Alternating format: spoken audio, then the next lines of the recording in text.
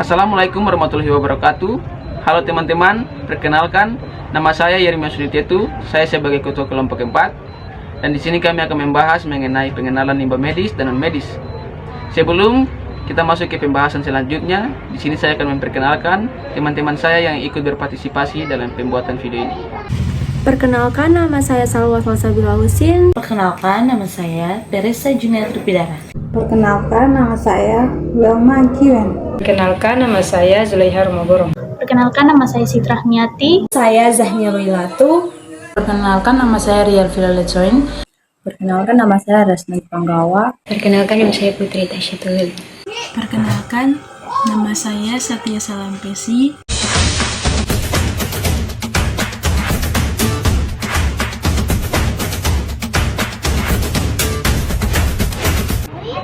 Baik teman-teman, jadi sebelum kita mengetahui lebih lanjut apa itu limbah medis dan limbah non medis, kita harus mengetahui terlebih dahulu apa itu limbah. Jadi limbah adalah bahan pembuangan tidak terpakai yang bisa berdampak negatif bagi masyarakat jika tidak dikelola dengan baik. Limbah juga merupakan sisa produksi baik dari alam maupun dari kegiatan manusia sehari-hari. Selanjutnya kita akan membahas tentang karakteristik limbah. Limbah memiliki macam-macam bentuk, ada yang berukuran mikro. Dalam hal ini, ukuran mikro yang dimaksud adalah partikel-partikel yang ada pada limbah itu sendiri. Bahkan, partikel-partikel yang kecil ini akan sangat sulit untuk dilihat jika tanpa alat bantu seperti mikroskop. Kedua, bersifat dinamis. Maksudnya, limbah tidak diam di suatu tempat, namun selalu bergerak dan berubah sesuai kondisi di lingkungannya. Yang ketiga, penyebarannya berdampak luas dan berdampak jangka panjang. Dilihat dari karakteristik limbah dibagi menjadi dua, yaitu ada limbah medis dan limbah non medis. Kira-kira apa sih perbedaan dari limbah medis dan limbah non medis? Simak video selanjutnya. Baik, di sini saya akan menjelaskan sedikit mengenai limbah medis.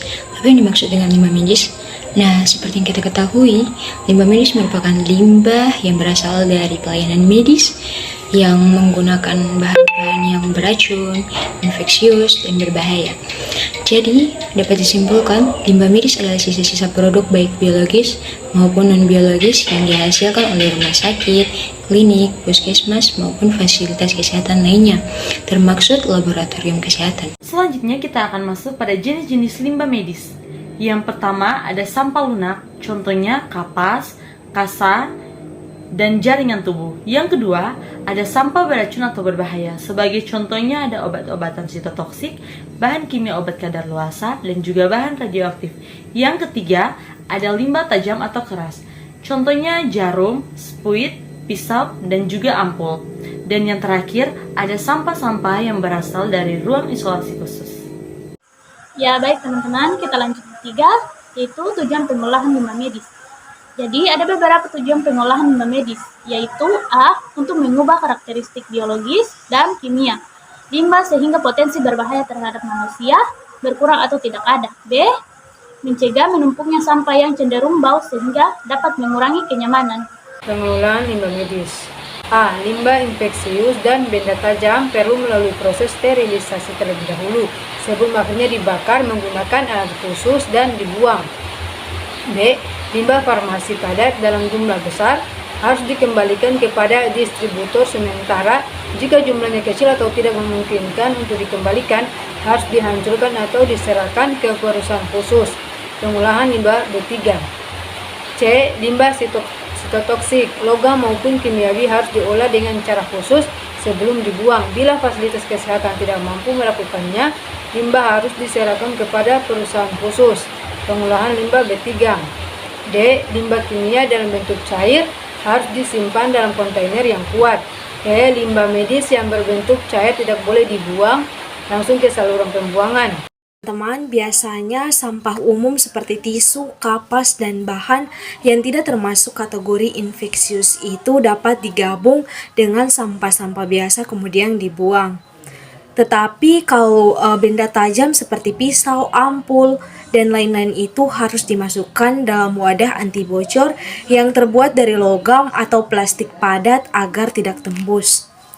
Limbah infeksius itu umumnya ditandai dengan lambang atau tulisan zat infeksius atau biasanya pakai lambang biohazard. Pengertian limbah non-medis Limbah non-medis adalah limbah padat yang dihasilkan dari kegiatan di luar medis di rumah sakit atau fasilitas pelayanan kesehatan lainnya yang berasal dari dapur, perkantoran, taman, dan halaman, atau sampah-sampah yang tidak terkontaminasi dengan cairan tubuh pasien dan dapat dimanfaatkan kembali apabila ada teknologi. Penyimpanannya pada tempat sampah berplastik hitam. Jenis-jenis limbah non-medis. A. Padat atau keras, misalnya plastik, kardus, kayu, karet, kaleng, kertas, logam, gelas, keramik, dan sisa makanan. B. Sampah organik basah, misalnya sisa makanan, daun-daun, dan sisa sayuran. Di sini saya akan menjelaskan materi tentang tujuan pengolahan limbah non-medis. Tujuan dari pengolahan limbah non-medis ini adalah untuk menghasilkan limbah sekali pakai tanpa menimbulkan kerugian atau masalah kepada masyarakat dan mencegah polusi. Materi pengolahan limbah non-medis. A. Melakukan pengumpulan sampah non-medis di tempat yang telah disediakan, yaitu sampah non-medis pada tempat sampah yang telah dilapisi plastik hitam.